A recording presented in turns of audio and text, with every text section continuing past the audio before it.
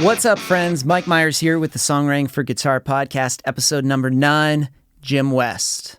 Now, Jim has been Weird Al's lead guitarist on so many albums, so many tours from the very early days. We're going to talk about how he got that gig, how he gets into scoring later on, his process when it comes to creating. It's so cool. So let's not wait anymore. Episode number 9, Jim West.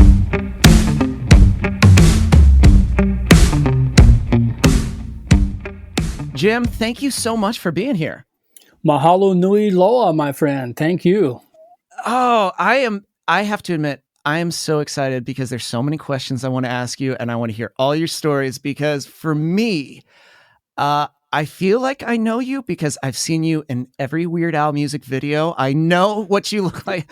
I know all those moments where I'm just like, Dare to Be Stupid, or your solo and Eat It, where you're just ripping, and then you explode. It's just like all those things I just know, but I want to know more too. Like, for you, it feels like, was the guitar just always attached to you growing up? Was it just part of who you are? Yes, exactly. I started playing when I was 12. My older brother played a little folk music and had a guitar lying around, and I just picked it up one day, and I think it had like 2 strings on it, and he saw that I was interested, and so he went out and got a book and some accessories, new strings, and all that stuff. And as soon as I had that, that was it. I just got locked into the guitar and stayed in my room and practiced and played and listened to records, and it's kind of been that way ever since.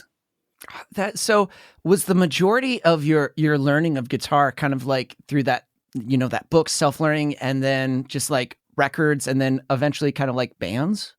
Exactly. Yeah, I'm self-taught. I have a pretty good ear, so I was able to, pick things up off of records. The first stuff I learned were kind of the things my older brother was playing. It's kind of folk music and finger picking, acoustic stuff. And then when I got to be 14 or 15, I started getting into electric guitar, and by the time I was 16, I had a Les Paul and a Marshall amp, and I was playing my first gigs. That just blows my mind. So you're all self-taught because Yeah. you're playing your technique, everything. I think of it was funny today I posted on Instagram, but I was just as I was working out this morning, I was listening to songs I remember trying to pick through, and I remember one of your Airline Amy. If I'm going to go for a deep cut into an old Weird Al song, the solos in that seems like so technically proficient, and crazy, but to hear you be like, oh yeah, self-taught. That just blows my mind. Well, I'm just like, wow. I always say I have a perfect record, no lessons or no classes. Oh man. Jumping into a band, the band experience, there's no better experience than just starting to be in a band and play music. Yeah, It's such a absolutely. learning experience. Oh, Yeah, and you learn from like a number of the bands I was in my early years. My the other band members were music majors in college, and of course you learn from them. We share all our music, and you learn by from the other players in the bands that you play with, and I did a lot of self-taught kind of book reading and learning about scales and orchestration and this and that. but that's cool because that's like the self-education of like seeking the thing you want to do, but constantly looking to better yourself, the people you're around, and just absorbing as much as you can. Right, That to me exactly. is that is so cool. There were often moments where you would discover musical concepts on your own, and they would make a much heavier impression on you than if you were learning it from a book. Like when I first discovered the idea of modes and diatonic modes and things, it was like the aha moment. It's like, oh my God, I can't believe it. And all of a sudden you have all this great knowledge to explore.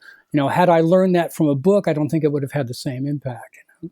I would have to say, you said, early on as you were starting guitar, you were learning all these albums. I would imagine the best education is when you're covering all these songs for, Weird Al, where it's like, here's the new batch of songs that we're going to be doing parodies of. This is what it is. And you're absorbing all these different techniques and new styles. And it's almost like you're getting an education of how music evolved over the past 30 years. Absolutely, yeah. And even before Weird Al, I had played in bands where we did a lot of covers, and you're trying to learn them as close to the original as possible. So that was sort of a good basis for my career with Al. Once I started playing with Al, I had experience picking parts off of records and learning and, dialing in the tones and stuff. And I'd already done quite a bit of that. So that was a good basis. Now, when you were playing in bands, so this was, I'm going to see if I get this right. So you were based in Florida at the time. Yes, I was. As a kid growing up. And okay.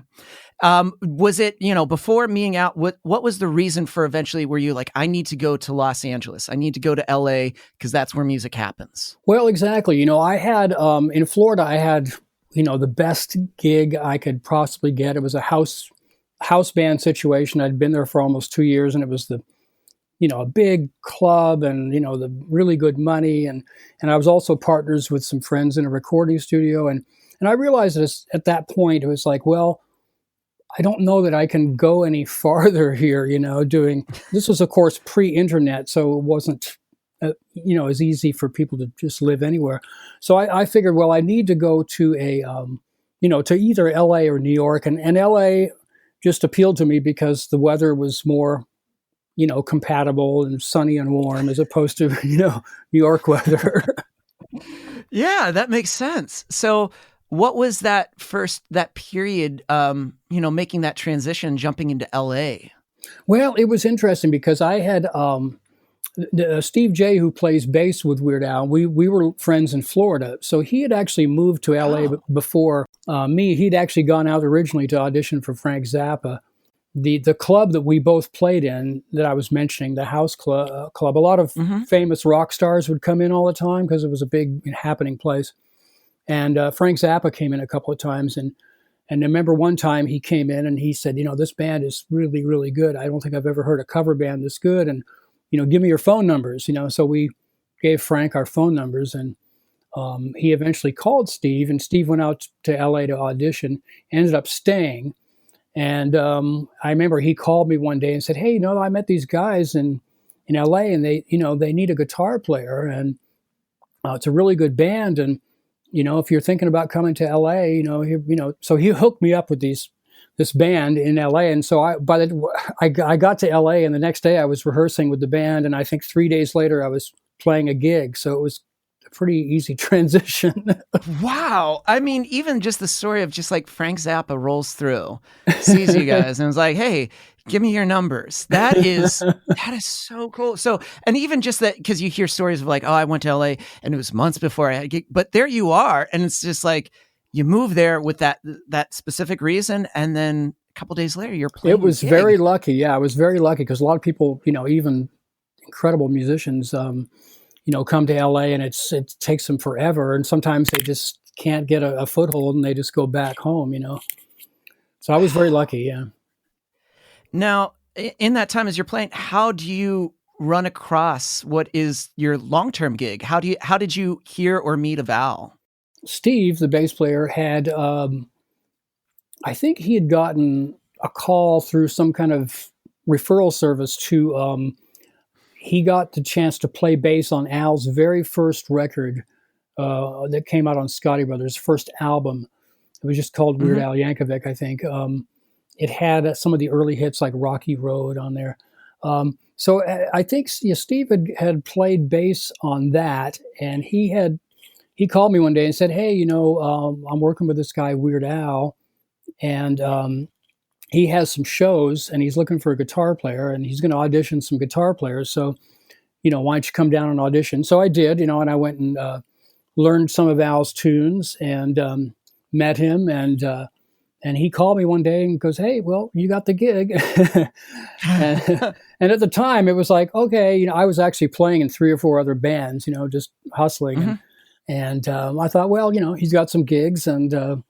But, as I started learning his songs, I realized, gee, these are really, at first it was like some guy with an accordion. Okay, sure. He's got some gigs. Great. Yeah. But as I started learning his songs, I realized, geez, these are really well crafted. They are well put together, and the lyrics are really solid. And, so I immediately had a lot of respect, for Al. That is, and that's cool, because I think that's another thing people don't realize. I remember, I think I watched a YouTube video of all of you guys working in the studio, just like the time spent in crafting the songs and the production and the intensity and just the thought that's given to each one. Yeah. Well, Al is very thorough. He doesn't let anything, he doesn't put anything out that he hasn't put a lot of time into. And he'll keep working a lyric until it's really right. That is okay. So you land the gig. At what point, you have respect and you're like, this is great. At what point did you realize, like, oh wow, this is something a little bit more? This is, and then just Well, kind of like a gig, it's developing. right. Well, we went out and did a couple little tiny tours, maybe a dozen dates or something, so shortly after that. And we were just playing little clubs, and there were definitely an audience and everything, but when we did the next record that had Eat It on it, Mhm. that was right at the beginning of MTV, of course, and that whole record just blew up. That was called the In 3D record. And at that point, all of a sudden, we were going on tour. We had tour buses and we were getting limo rides, and there was a definite jump in the quality of the gigs at that point. And that was a real turning point. It was like, wow, this is actually a real serious thing. Oh, now I'm curious, like, what's your perspective when you go in to record, specifically as a guitarist, what are things you do to prep, and what are your thoughts as you're going through that process of recording? What, for you, what do you think about? Well, if you're talking about the Weird Al records, originally, of course, a lot of the parodies had guitar parts, and my prep would be to study at home, of course, learn the parts, and also try and figure out the tones, try to Mhm. approximate the tones on all those parts. Some songs would have one guitar part, especially back in the day. But some songs would have five, six. I think there was one tune. I think it had 12 guitar parts, and I was like, "Hey, wait! The bass player only has to do one part, and I have to do 12 parts." So there was a lot of, homework, basically. Just to prepare for the session. Because Yeah. then once we had our parts down, I'd do some notation oftentimes because there'd be so many. If there are multiple parts, I'd have to write them out because I couldn't, remember them all. Or just as a reminder, I'd write them out, and then we'd go into the session and we'd do the basic track with whatever the most basic guitar part was, and then I'd just start doing the overdubs. Wow. Now that's Weird Al, but what about for you, for other things that you've played on and just your approach as a guitarist? Because you got a Grammy nomination Yeah, in my 2018. right. Well, I've been doing this Hawaiian slack key guitar project almost as long as I've been playing with Al. I started. Well, actually, I put my first record out in 1999. Yeah. I have my most recent record that just came out a couple weeks ago is my 10th record. But for that, that's an acoustic style, and got many many years of experience playing that, and I'm always trying to refine it. I do all my own recording here at my studio, so I also try to refine my recording techniques and make each record better than the last. As far as it's a lot of original material, and some Mhm. covers on some of the records, traditional songs, things like that. So as far as preparation on that, it's really just about practicing and getting the tune really really solid, and then setting up the mics and go for it, and hopefully a plane doesn't pass by while you're recording. You mentioned too when you were in Florida that you were part of a recording studio. Has, like, almost like guitar and recording just gone in hand for you? Yeah, it's funny because I think I started playing with tape recorders before I actually played guitar. I think Really? I remember my older brother had a reel-to-reel tape recorder, the old style thing, and I started playing with that, when I was maybe 10, and I would make crazy sound effects, and I remember once I made this tape in a real deep voice. I was like, warning, you have entered a restricted area. And I had that on tape, and I backed the tape up, and I had a string on my doorknob so that if, somebody opened my bedroom door, they would click on the tape recorder.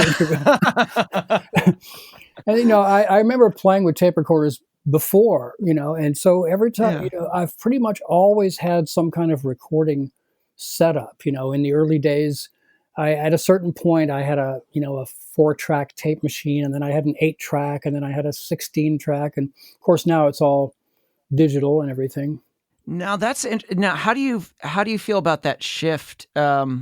As recording has progressed, there's like, oh, here's a plugin for a guitar. Here is like, here's this is an amp modeler. You don't need amps. Like, what do you find the route that you choose that you love the most when Well, recording? yeah, well, for electric guitar, I do use a lot of amp modeling because it's recallable, and it just works in the situation. Now, a lot of times on recent Weird Al records, for example, I will record my parts here at home.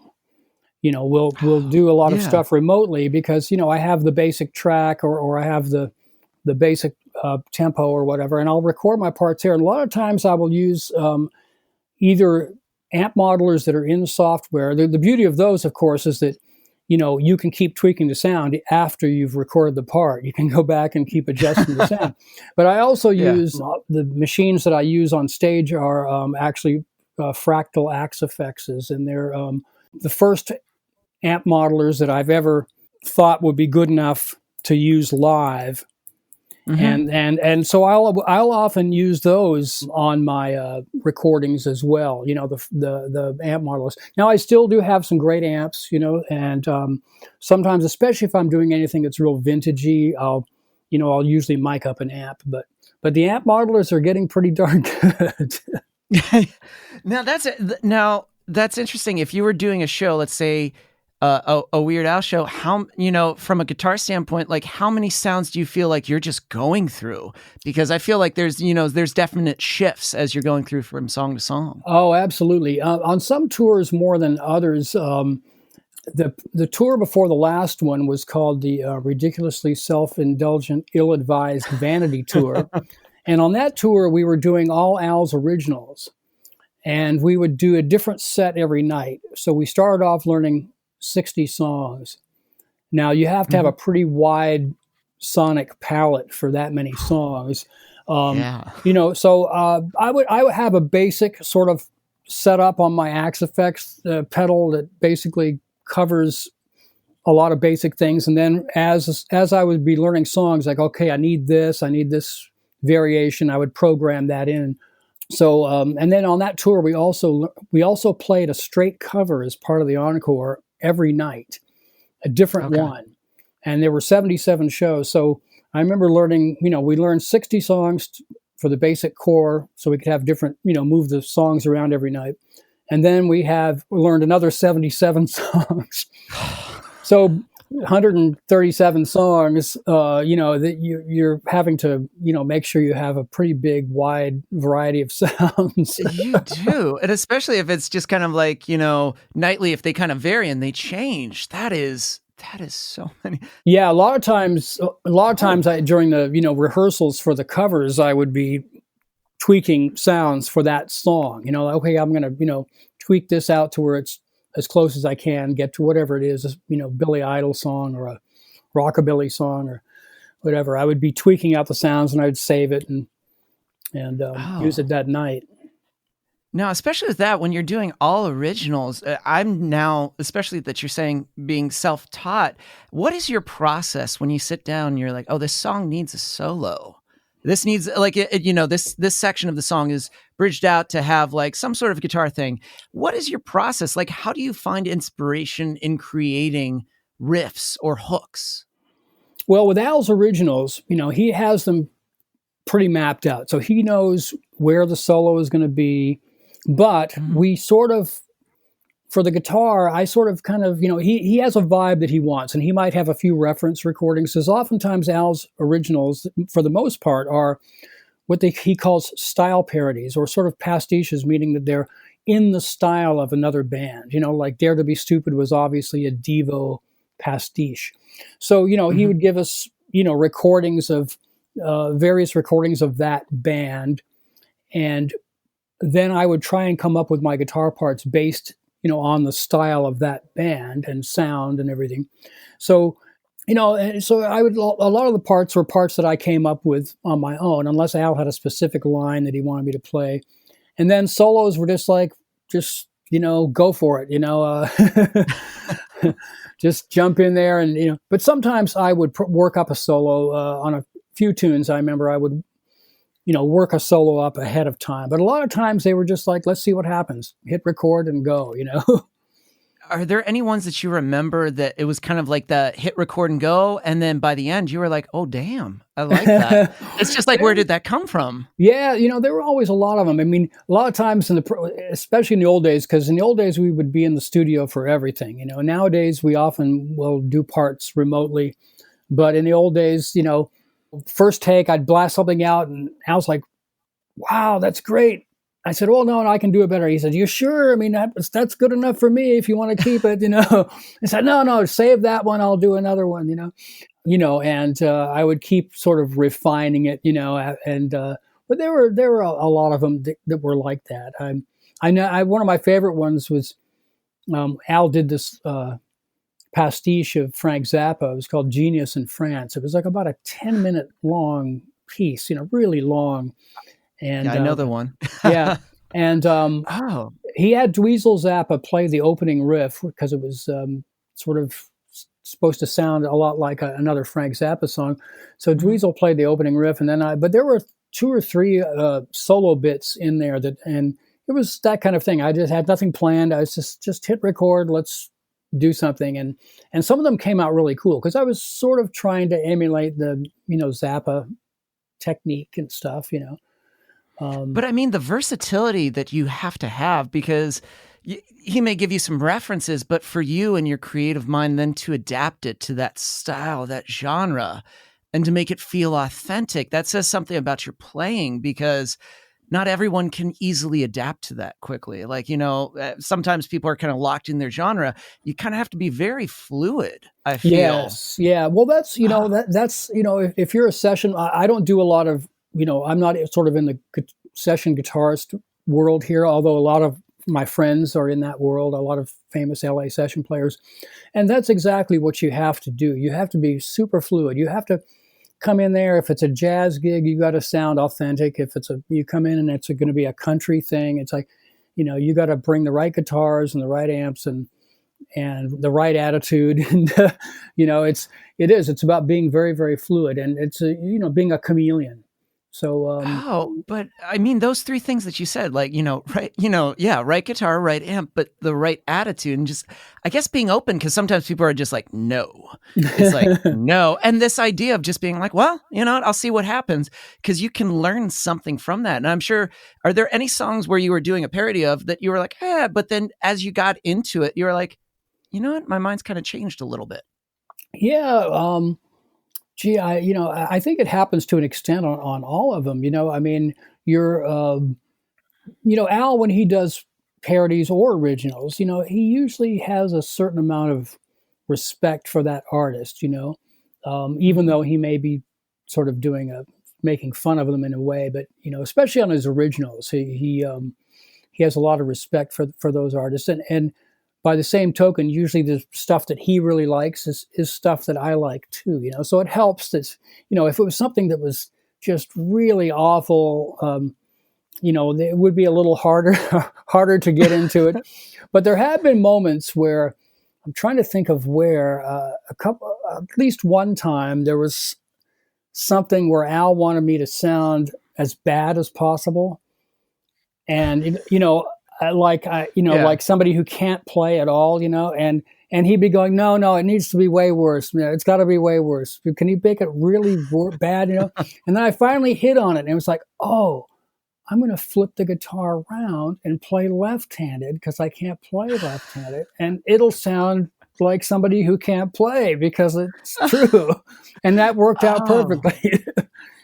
But even that, the science of like, how do I make myself sound bad requires thought. And it's just It like, that's does. so cool. Well, Um, oftentimes during Al shows over the years, if he would call out guitar solo, you had to do something really stupid. It couldn't be good, and that was part of the gig, like I think for a while I would play like Mary Had a Little Lamb, but I'd get the last note wrong every time, and I'd keep trying to get it right. And, and I think one time he would say guitar solo, and I'd get ready to rock, and like, okay, I'm gonna rock. And then I start tuning, and it's like, oh, the guitar just keeps getting more and more out of tune, more and more, just horrible, and that's it. No solo, just bad tuning. But it seems like that, which is funny. It's almost like the things that musicians try not to do on stage. It's like Right. the idea, like what you're describing in the studio, like all this work and the seriousness that you guys put into like the heart and into the craft, but also to not taking yourselves so seriously, where some people it's the reverse. It's like, the deep rooting artist, but it's just like, to me, that's also pushing the ego aside and being like, but we're enjoying what we're doing and we can poke fun at ourselves at the same time. Exactly. Well, that's one thing I say about playing with Al is it helps you sort of keep that perspective and not take yourself too seriously, because Al pokes fun at everybody, no matter how serious they are. Oh, now to me, I'm super interested too in knowing, what are some other things? You've done a lot music. You've done fantastic things musically. Are there things on your bucket list still, guitar wise, that you would love to do more of? Well, I used to do a lot of music for TV and film as a composer, Hmm. and I used to do a lot of these things, and a lot of it was animation. I did a few features and some, Disney Channel shows and commercials, and I did a lot of animation, which Oh, wasn't my that's favorite. cool. It wasn't really my Yeah. favorite thing to do, but it was because it's very detailed. The music changes Hmm. so fast. It wasn't my favorite thing to do, but that was just the connections that I had at the time, and a lot of it was orchestral. But it was not, they didn't have the budget to actually have a real orchestra, so I was using, synthetic orchestras here in my studio, samples and all that stuff. But I would like to maybe at some point do a little guitar, maybe even a slack key guitar concerto of some kind, or some kind of orchestral piece, something on a larger scale. And that's something I've sort of have in the back of my mind. I haven't really written anything for it, but it's sort of sitting there. Now that's interesting too, getting into the composing side.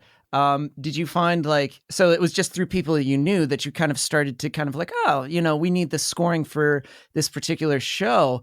What's that like, or your perspective of doing that? And what were some of the shows that you did, or commercials? Well, there was a certain point that I've always written instrumental music, and there was a point many years ago when I thought, yeah, I'd really like to write music for film, because when I'd watch movies, and TV shows for that matter, I would really pay attention to the score, and sometimes I'd play along with it with my guitar, just sort of like an ear training thing. But Yeah. I had always wanted to do that, and at one point, this is way back in probably like early '90s, I had a chance to do a demo for this weird project. 20th Century Fox had a lot of their old catalog. China wanted to bring some of these old Fox films from the 40s and 50s to China, and they were of course going to have to redub them into Chinese.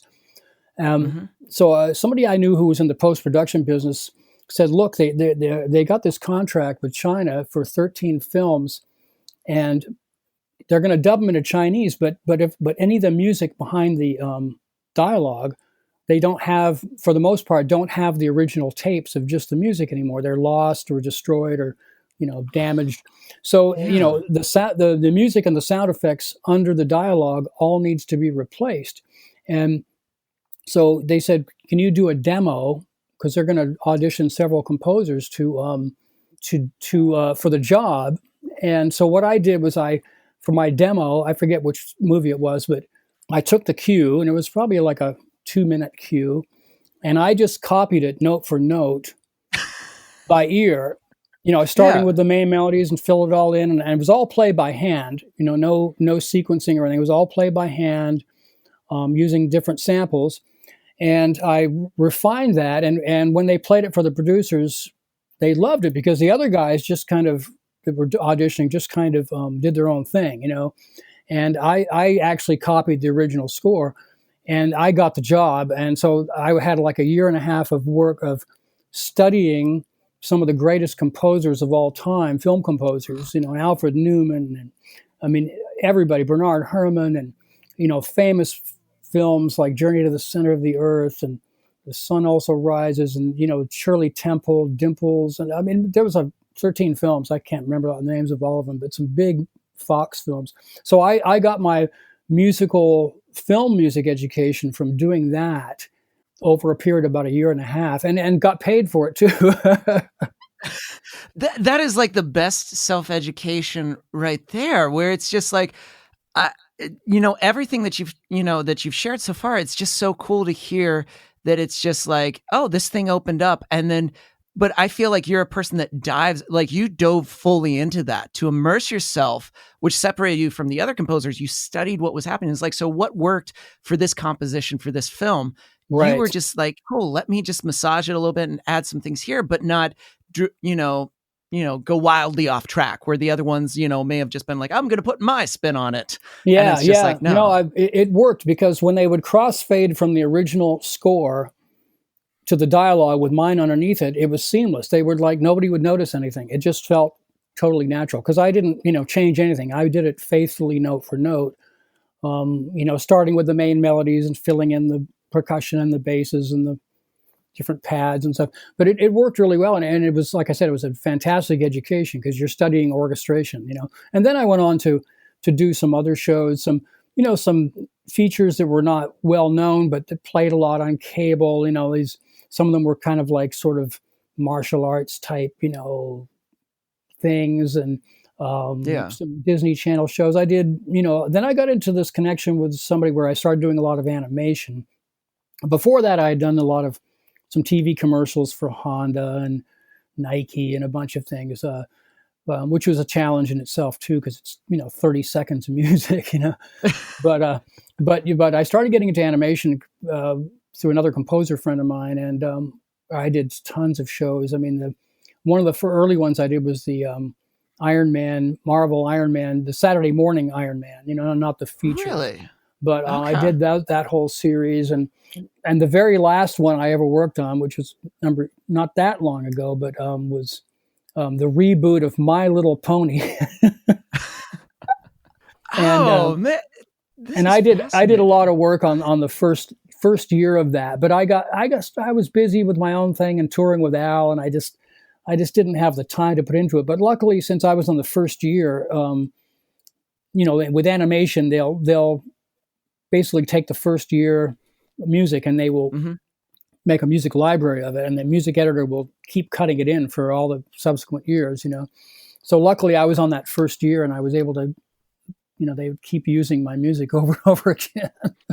That is something, you've so many tidbits here, like the idea of, Frank Zappa just being like, hey, give me your phone number. And you just delving into too, like, your work with Weird Al, great, but like your solo work, the Grammy nomination, this idea of music composition, which I didn't even know, I think is super fascinating, because I think too, like when it comes to like composition work and sync licensing, that's an area some musicians that are just like, well, what is that? And, for me, I what you were saying, I remember just me holding my guitar, listening to commercials, and more listening to the music and being like, what's the similarities here between this commercial and the last commercial? It's like, oh my goodness, it's the same thing. And you start to see those patterns. And then once you kind of have that entryway into that world, it's not so mysterious. It's just kind of like, I found it fun to just like delve in and start building things. Absolutely. Yeah. Especially in the commercial world. Cause like I said, I did some commercials for a while, and you can really see what's trending at the time. Like I know recently, like a lot of ukulele on TV commercials, but the whole sync licensing thing is something I have to kind of move ahead on. I mean, I don't really have, representation in that. So but I get emails, every so often, hey, we'd like to license this, and they just deal with me directly. And, I haven't had any huge ones, but it's good bread and butter, and it's what we call passive income. You don't have to really do anything. I have such a huge catalog of original, on my Slack Key catalog, guitar catalog. I have 10 CDs worth, and I also have quite a lot of other music that that I own outright too. So sometimes something pops up, and all of a sudden it's like, oh, they want to license this, and it's like great. You're like, go ahead, absolutely, totally fine. Oh, that is so. No, that is wonderful. Are you also a person that could just get lost in the studio? I feel like if you have a good cup of coffee and you're just in your studio, it's like, cool, I'm good. Yeah, absolutely. I mean, and I'm a bit of a tech nut, and I have I'm really into the gear and microphones and vintage preamps, and just have a bit of an addiction to the gear. So and not just the hardware, but the software. I buy software, music or instrument libraries all the time, and I'm always playing around with this and that. Because it's just it's a rabbit hole. It's It like once is. you can, it's like saying, "Oh, I've got one guitar." That's a lot. It's just like Yeah. it's not going to just be one. No, this is fascinating. And Jim, thank you so much for sharing your perspective and all the stories. This is something I've been excited for literally since like you just emailed so nicely back and like, yeah, sure, I'm down to do it. I was like, no shit, he's down to do it. I was like, oh my God. Oh my God. I'm pumped. So thank you so much for doing it. I'd love to have you back and just talk more guitar. Yeah, absolutely, absolutely. Anytime you like, Mike, that'd be my pleasure.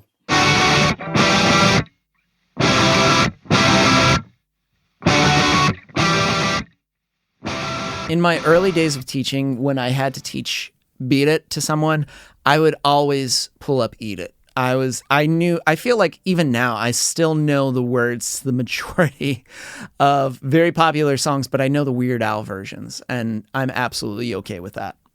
But you know what I'm not okay with? Songwriters that pretend like they're not guitarists. They carry these guitars, they have them in rights, but they just say, I'm a songwriter. But meanwhile, they need to totally up their guitar skills. Because if you're using your guitar to convey your songs, well, guess what? You need to understand dynamics. And the problem is most songwriting guitarists don't. That's why I created a free series called Audience Engaging Dynamics. This is something that songwriting guitarists have to do. This is crucial. So just head to songwritingforguitar.com, jump in, and watch your songwriting improve. That's all for this week. If you love this podcast and you've been enjoying every single episode, be sure to give us a review at Apple Podcasts. It's always greatly appreciated. This episode was edited and produced by Chris Fafalius. I'm Mike Myers. Until next time.